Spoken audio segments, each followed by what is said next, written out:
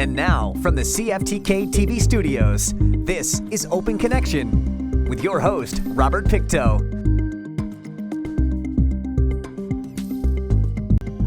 Welcome to Open Connection. I'm your host, Robert Pictou. Our show today comes to you from the traditional and unceded territory of the Tsimshian people. Generally regarded as the Dutch equivalent of Christmas, Sinterklaas is a holiday where people get together with loved ones to exchange gifts, and is especially a big deal for young children who receive sacks of presents from Sinterklaas and his helper, Zindapede. On today's Open Connection, we open our archives to bring you the 1998's Multicultural Christmas. Oh, this is great. Another house. Ja, gewis, dan kwam hij wel. Hoor die klok, daar kittert. Maar weet je wel, Hoor wie zingt daar zachtjes tegen het raam. Het is een vreemdeling zeker, die verdwaald is zeker. Ik zal hem gauw eens vragen naar zijn naam. Sint-Nicolaas, breng ons vanavond een bezoek. En strooi dan wat lekkers in de een of andere hoek. Stoute kinderen, zegt hij, krijgen knorren, zegt hij, en geen lekkers, zegt hij, vegan. Uit je weet wel, zegt hij, vraag of jij je best gaat doen. The family of Jack and Jenny Vanderveen were kind enough to allow us into their home to witness the arrival of Sinterklaas and to explain their tradition. Well, he comes on his horse with Black Peter, and then he knocks on the door, and one of the kids opens up, and then he comes in, throws some of the paper notes, and then comes in and welcomes. He's being welcomed by Dad and the rest of the family, and sits down and gets the honor seat. And then, yeah, that's when he is, from that moment, he's in command, and he starts handing out the presents. Oh, actually. Okay. Nowadays, the arrival of Sinterklaas is viewed with excitement and in anticipation of receiving a gift. But in earlier days, Sinterklaas was somewhat feared. A Roman Catholic bishop from Spain, Sinterklaas, or Saint Nicholas if you wish, gave to the needy. Now the story goes he comes on his boat from Spain, then tours the country on his white horse with his helper Black Peter. Peter is probably of Mediterranean stock, hailing from Spain with Sinterklaas. If you'd been good, you'd get a gift, but if you'd been bad, no gift. Maybe a few strikes from the sticks by Peter, and if you'd been really bad, stuffed in a sack and taken back to Spain for a year's hard work. But even though the tradition of Sinterklaas is now more fun, he can still appear a little fearful to the youngest who meet him. Richard. And how are you? Fine. You're fine? Come to Santa Claus. So, Come to Santa Claus. You give me a hand. you'll do. You give me a... Yeah, Hello, Richard. I Good like boy. that. Yeah. You've been a good boy. You play nice with your toys. Yeah? Can share your toys with other little children. Yeah? It is very, very good. And what would you really, really like from Sinterklaas? Fucking. Nothing at all. That's not the way Sinterklaas works. Sinterklaas always comes with good presents for good kids. Have you been really, really good? Sinterklaas has everyone's name in his big book, Children of the World, and it turns out Richard was a good boy. Yeah, Richard. What do you say? Thank you. Yeah. Well, what about in Holland, and what's it like on December 5th and 6th there? Of course, here it's not everybody's participating in this celebration, but there I assume everybody is. Well, as far as I can remember, the stores closed exactly on time, if not a little bit earlier, and most of the people just joined their own families, and they'd have the celebration at night, handing out the presents if St. Nicholas couldn't come himself, or indeed have the good man come to your home and hand out the presents. Yeah. Well, here, Christmas is a big time celebration. It's a commercial celebration and more than just family. Is December 5th and 6th the same way? Yeah, it's a big commercial thing there too. Keep it. But it's often different. Yeah, it's not as big as it is in Christmas. In Holland, it's more that when the people that belong to that one family that live in that one house, those people have their Sinterklaas celebration, and only those people get gifts, and they don't. There's no gifts going out of the house, and it's really a family night. Like because the country is fairly small, everybody just about comes home. People that are in the service, they get off at 2:00 in the afternoon, can get the train home and be home with the family. And then at 9 o'clock, everything is in the country is dead. There's no public transportation. It's just the end of the day, because everybody is home at that time. So it's really family happening. The presents too, they're different. It's different, the magnitude of the presents and the number of presents than what we think about here with the Christmas celebration. Well, I don't really know how many presents you get here, but in Holland, usually the presents are not as big. You can do it with small stuff, with homemade stuff. It doesn't matter. It's more the gift giving and poems. And making of poems. I've seen relatives that can make 1 or 2 sheets full, just making one long poem. And the idea, It's really the fun behind it. It's not as such the present. And what it relates then is what Sinterklaas does. He reads from his book what happened to the kid, if they were good or bad, and that poem will also tell what happened in the years or in the past year, and they will make fun of the first that gets the present and just embarrass the person basically, and everybody has a good laughs. Open Connection will be right back after these messages. And now, from the CFTK-TV studios, this is Open Connection with your host, Robert Pictou. Thank you for staying with us. Tall and gaunt with dark beard and hair, Black Peter is associated with the punitive side of Christmas. Traditionally, St. Nicholas would hand out presents to good children, while it fell on Black Peter to dole out coal, and sometimes knocks on the head, to children who misbehave. Let us return to the archives as Zenda P doles out some punishment. Yeah. But after a bit of discussion, a minor punishment from Peter, Marion gets something after all. Was it on your list? Nice. I think so, eh? Any lady with a Scottish dress. That is nice. In preparation for December 5th and 6th, do you have to go through any sort of the typical fuss that we do here with baking and decorating, that sort of thing? But not really, no. And I usually bake something extra like I did tonight. And for the rest, there's no decorations at all. You just make sure that you've got your presents and your poems, and that's the biggest deal. Yeah. Like Christmas here, it's 2 days actually that you have celebrations. There it's on December 5th. That evening is the celebration, and that's it. And Next day you're back to normal, but it's to go back to work. Yeah. But no big family gatherings that you have here that you come. I mean, coming home for Christmas is the big thing here in Canada, right? Well, there, because the country is so small, you come home anyways. But no big emphasis, be good to other people because it's Christmas. That doesn't exist at that celebration. Yeah, the big difference is then our tradition is that we have our gift giving on Sinterklaas and not on Christmas Day. Because our Christmas Day is a religious holiday, and that is for us. Yeah, that really makes for us a significance in the difference in Sinterklaas and Christmas time. Christmas is the celebration of coming of Christ. And Sinterklaas is a complete different thing, just having fun and giving gifts. So Christmas Day and Boxing Day are for us 2 religious holidays, and we have nothing in common really with the Canadian tradition there. Maybe just go through that, because it is a day or 2 days when, here at least, for the most part, retailing has shut down, and the town is probably as quiet as it's going to be. So when other people are carrying on with their turkey dinner or whatever else they're doing, what would you be doing for those 2 days? Are the 2 days spent, surrounded by church activities? Well, the first day definitely is. The next day is Christmas Day. Just like any Sunday, you go to church in the morning and the afternoon. And on Boxing Day, usually in the morning, it's the Christmas celebration for the kids in church. They get an orange and some candies and a book, and they sing, and the whole. There's always a Christmas story. Yeah, so everybody participates. Downstairs in the basement. And then in the afternoon, it's a half a day off.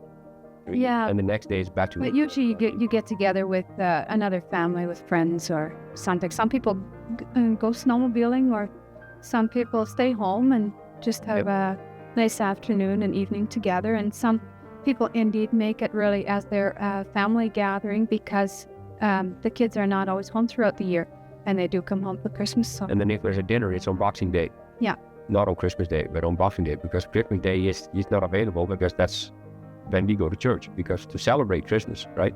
I wonder how things might change even in your own family as your children here go off to school, if they do, that the opportunity to celebrate December 5th and 6th might vanish, that they won't be here. Well, yeah, indeed. Then we end up like many other families that you do have to have your gift giving on the Christmas days or before or else school, whatever. Sometimes It also depends on what days the kids come home. Of course, that makes a lot of difference. But I'm sure another generation from now, it will be hard to recognize what we were used to. Yeah. And even now, we had to think really, what did we do in Holland? It's not that it comes automatically. It's 8 years ago that we left there, so we never. You don't see a Santa Claus every year.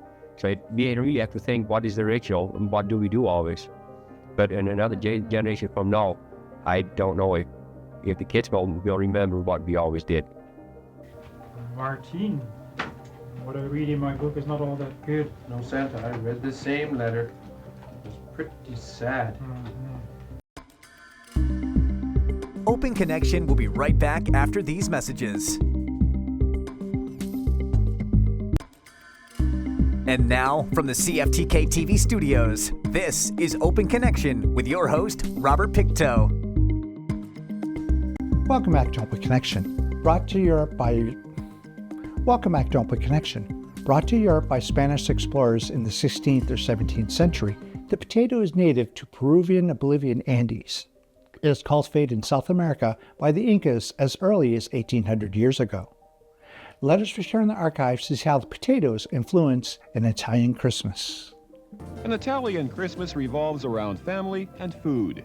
With the help of local businessperson John Maronia, I sought out Mrs. Rosa Caruso, who lives in a small home on 7th Avenue East.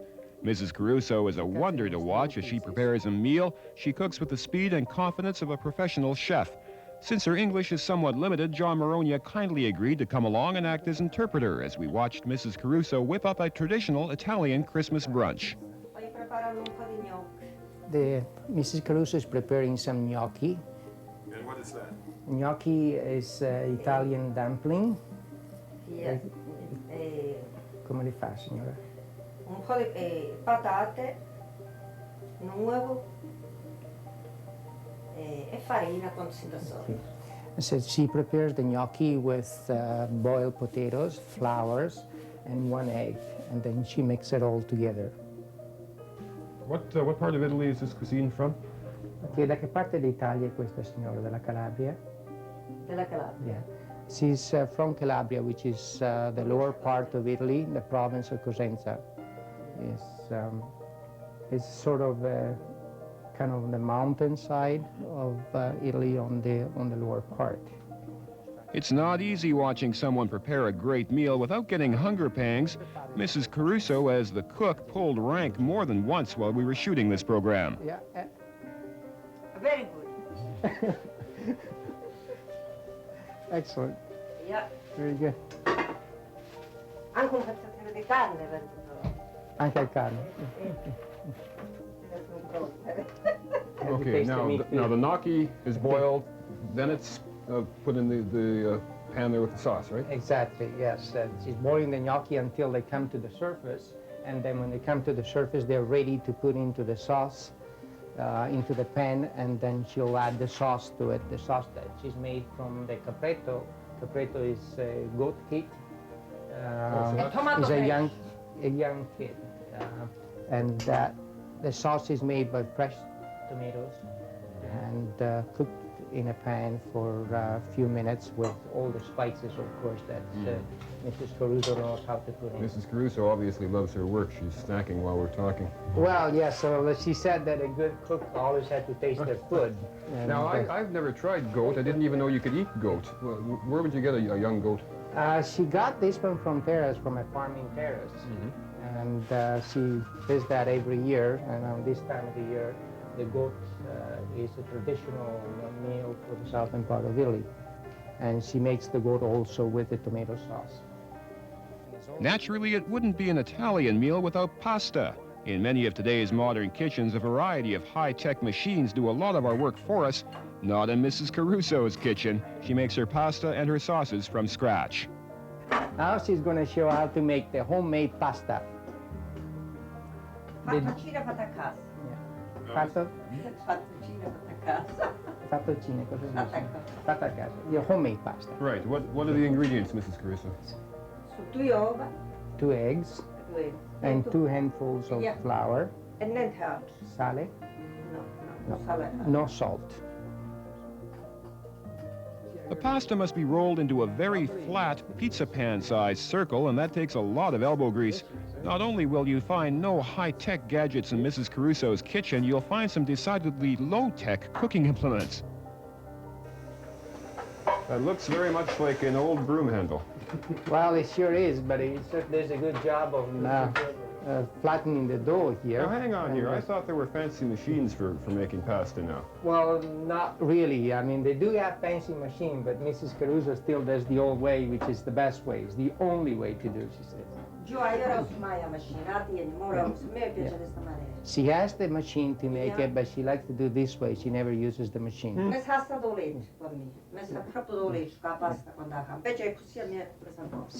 She thinks that it doesn't taste as good when it's done by machine, so she obviously does it by hand.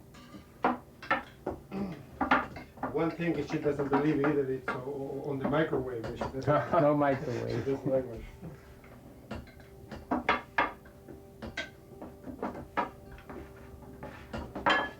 This is hard work. It is hard work. Once the pasta is the desired thickness, it's folded and cut. She folds it up and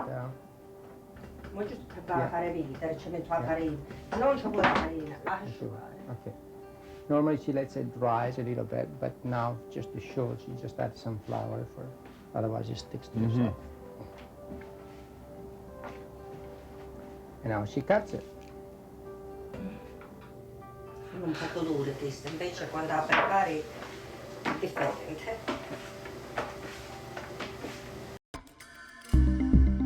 Open Connection will be right back after these messages. And now, from the CFTK-TV studios, this is Open Connection with your host, Robert Pictou. Although popular legend claims Marco Polo introduced pasta to Italy following his exploration of the Far East in the late 13th century, pasta can be traced as far back as the 4th century BC, where an Etruscan tomb showed a group of natives making what appears to be pasta. In this final segment of Open Connection, let us return to the archives as Rosa Caruso makes her pasta. Yeah, she's going to cook it all now, and then we'll have that for lunch. Now, would you cook this pasta as long as you cook store-bought pasta? Between 10 and 15 minutes, depends the way you like it. If you like it tender or al dente. Al dente is semi. I enjoy mine al dente. Al dente. Arthur, cacciate su già. Oh, vai for lunch too, ma'am, or what? Sure. Okay, why not? Yeah. The water is ready now, and she's going to put the pasta in the water.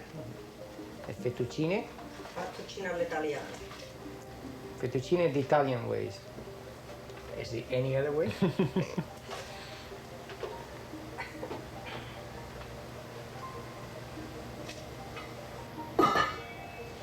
Nice pasta, Giù. Yeah, nice pasta. But we have, no, that's it, we have to quit now because... Is it any wonder I enjoy my work? What other job pays you to eat great food in fine company? The preparation done, we sat down in Mrs. Caruso's dining room to enjoy the fruits of her labors. You have to eat fast, eh? Okay. We have to eat very fast while the food is still hot. And Mrs. Caruso, of course, will promette a little bit. Okay. E non c'è più già. Se io sapia, preparava qualche altra No, cosa. si sieda, signora. Si sieda. This doesn't look like store-bought wine to me. Questo è biocchio, Giovanni, questo è biocchio. This is an Italian wine, okay, but great from California. Oh. But it's a homemade wine, and it's traditional in Prince Rupert. Most of the Italian people do make their homemade wine, and actually they make quite a bit of homemade wine. This is the homemade bread. The food served and the toasts made, it was time to get down to the real reason for all of Mrs. Caruso's work in the kitchen. And buon appetito. Buon appetito. Seriously. Non so Ecco. Giovanni se It's your sa buono, io voglio tempo mia e provare, e fare, e dire, la cosa un prezzo. Ci volevano un po' che succo che venivano un po' più. Oh, they're good. Yeah. delizioso. Oh, this is fabulous. Rick, thank you for this assignment. The food was absolutely delicious. We enjoyed Italian dumplings, fettuccine, and goat. Goat meat was a new experience for me, and if I ever see it on a restaurant menu, I'll certainly have it again. After lunch, Mrs. Caruso and I, with the assistance of interpreter John Maronia, chatted about Christmas in Italy. Mrs. Caruso, you celebrate Christmas on December 24th, not December 25th. What do you do on December 24th? Facciamo una cosetta. Poi è contento. E dopo mangiato e bevuto. Chi è contento si diverte. Yeah, because they mainly have supper around the Christmas Eve, and that is just a family tradition, and all get together and they're all trying to be very happy. Mm-hmm. When do you go to church? A mezzanotte andiamo. At midnight we go to church. Yeah. Tutta la nottata vigliamo. Facciamo visite, parenti, Tutta la amici. notte. Oh, they stay up all night. They do? Yes, and they go and visit parents and relatives. And, Chi ne si sente che è yeah, who contento? feels good about it stays Yeah. up all night. Who doesn't? You know, La gioventù in particolare. yeah, especially the young people, they stay up all night and visiting most of the time. Well, when I was a kid, we used to stay up all night on Christmas Eve, waiting for the presents the next morning. Do you exchange gifts? And if so, when? Ci sono dei fatti regali a Natale? Poi Sì, e quando li fate? no, noi facciamo una settimana. Usually they bring it in, they put under, the nativity scene, and they put in about the week before, and they exchange among relatives and friends, and they open up just before going to church at midnight. The meal we had with Mrs. Caruso was what I'm used to as an evening meal in terms of the size of the dishes and the portions served. I couldn't come close to finishing. This was lunch, though, and I'm told dinner consists of 13 courses. Now, this meal that we had today, this isn't dinner. Oh, this is just lunch. This is just lunch. So tell me about dinner. We enjoyed some traditional Italian desserts after lunch, as well as a dark, rich espresso. Mrs. Caruso's son Arturo insisted I drink my espresso the Italian way, spiked with lots of sugar and a rather strong alcoholic sweetener. Man, that's coffee. That's coffee. See, your whiskey really go long. Rick, thank you for this assignment. Thank you for joining us for this episode of Open Connection. The greatest distance in the existence of man is not from here to there, but the connection from his mind and heart. If we can conquer that distance, we can soar like an eagle and realize our immensity within. I'm Robert Pictou.